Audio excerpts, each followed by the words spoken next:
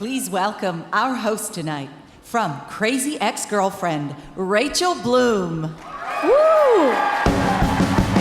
Hello.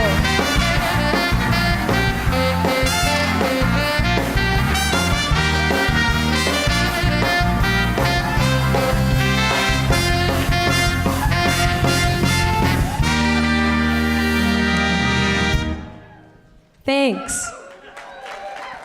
That interlude was longer than the walk, and so I had only the choice to dance. A choice that we are so often faced with in life. Our only choice is to dance. It is an honor to be hosting this event. I love hosting events when the host comes on 45 minutes into the event. Because the pressure's off. I'm not really host. I'm just really I'm a non-editor doing a stand-up set in the middle of a show honoring editors. So you're all very interested for me to be here overall. Oh, thank you. Thank you. But I would like to greet you, ladies and gentlemen, and fellow corrupt and lying members of the media. Uh-oh, getting political. What she gonna say? Oh no, I'm gonna write a BuzzFeed article about it. Relax, I'm not gonna say much. Tonight is about fun and honoring art, not marinating in our collective existential panic, because we do that every other second of every day for the past week and probably the next 4 goddamn fucking years. Anyway.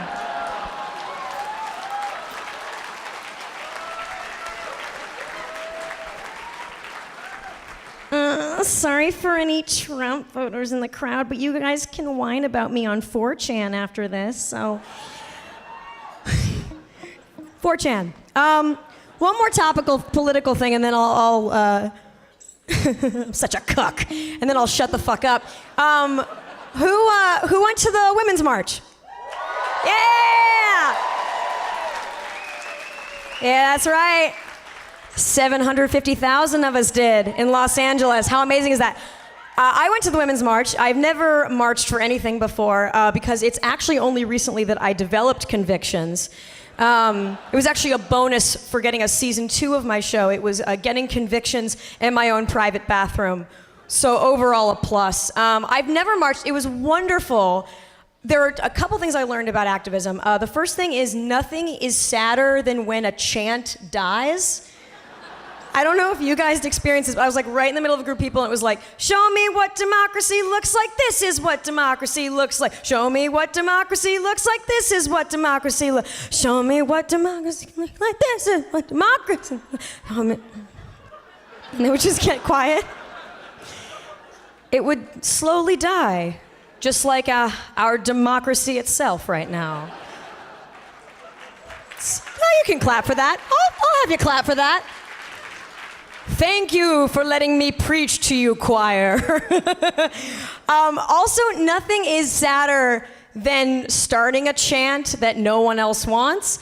I was at the march with a bunch of fellow comedians, and of course, very quickly we started to do bits, because if comedians are serious for one moment in our goddamn lives, we'll be faced with the thought of our own mortality, and we can't have that. So my friend Betsy and I started a chant, and it was my neck, my back, my pussy and my crack. I own them, neck, my back.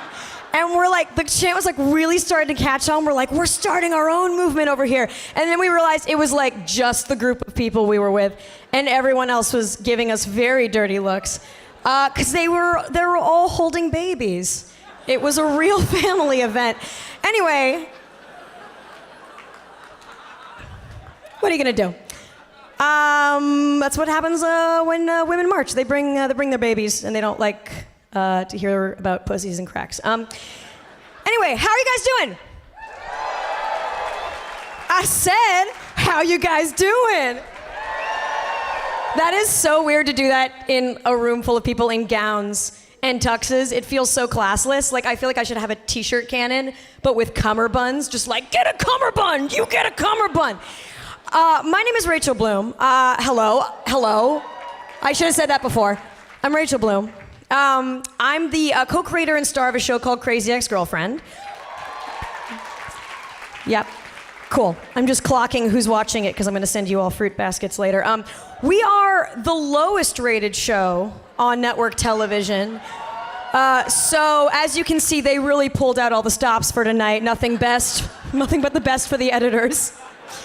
Lowest rated show. It is about $16,000 to buy an ad for Crazy Ex-Girlfriend. So if anyone has a small business that they'd like to make people, a small dentistry, or if you just like your dentist and you want to congratulate them on, come to Crazy Ex-Girlfriend, buy an ad. I'm very happy to be here because legitimately editors are some of my favorite people. And this isn't like a setup to a joke. I truly love editors. Before I had this show, I had been making internet shorts for quite some time. And the thing that I learned, the hardest thing to find is a good editor. Hardest thing. Yes, give yourselves applause. It's hard. Especially a good comedy editor, but a good editor in general. You can find good directors, you can find good DPs, you can certainly find good actors, God. And they won't let you forget it. But to find a good editor is so fucking rare, and I respect what you guys do so much. Actually, for this opening bit right now, I was gonna do like a thing where I like filmed a sketch and like edited myself on iMovie, and the joke would be like, oh, look how bad I am at editing. But I thought about that bit, and I was like, nope, that's too hard. Like the act of filming my own sketch and editing it on iMovie so that it would look janky and bad was too hard for me. It's really sad. So I want to thank you. I want to thank you all in different ways. First, I want to thank you on behalf of all the actors. You make us look so good. You make us look so good.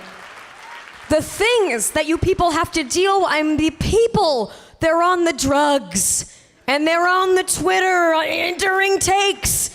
You gotta deal with these idiots and make them look like they're doing their job. There were points this season where I personally was asleep during scene. I was just straight up asleep. I was very tired. And thanks to Kabir Akhtar, Todd Modisette, and Kent Kincannon, our 3 head editors on Crazy Ex-Girlfriend, I look fucking amazing, and it's all thanks to them. Also me, because I'm really talented. I am talented, though, so just don't ever doubt that. I have something shameful to admit to you, though. Do you know those moments when you're editing and you're watching a scene, you're like, if that actor could just like look to the right, the way they did on the other person's coverage, like just look to the right, or like they're never getting this line exactly right. Okay, we're gonna have to like cut to a picture of France and just like ADR the right line because I don't know what the fuck we're gonna do. So that frustration, that's not an accident. Actors get together before every scene and we think, how can we make the editors hate our face? Have you guys ever heard of the Meisner technique? That's what that is. That's what they teach that in theater school. How do you make the editors detest your face? And secondly, I would like to thank you on behalf of the directors, the showrunners, the creators, the writers out there who sit in the editing room with you and breathe down your necks with our coffee cocaine breath. And you're trying to do your job, but we're going, and then it should go there, and then it goes there, and then cut it there, and there, cut it there. The first time I worked with Kabir, I was like snapping, and he was like, please don't snap. And I was like, you know what? Way to lean in, Kabir. Point taken. And I never snapped again. Instead, I clap. Ha-ha! Joke's on you, Kabir. He hates me. Just kidding. So tonight, we celebrate you. Tonight, finally, you, the unsung heroes, you are the movie stars. You are finally the center of attention. Your outfits and weight will be overly scrutinized. We will wonder who's sporting a baby bump. At one point, we'll do like a who wore it better thing with editing attire. Like, who wore this pair of Wrangler jeans and this button-down flannel better? It's gonna be hard. By the end of the night, at least one of you will develop an eating disorder from the pressure, and I am sorry for that, but it has to happen.